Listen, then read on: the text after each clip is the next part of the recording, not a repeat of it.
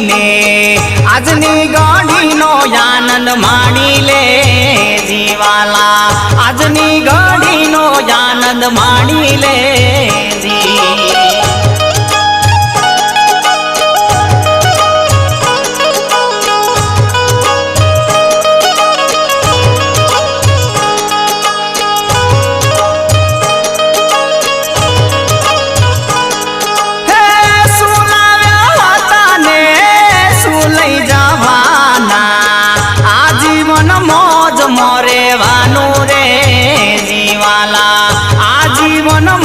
મોરે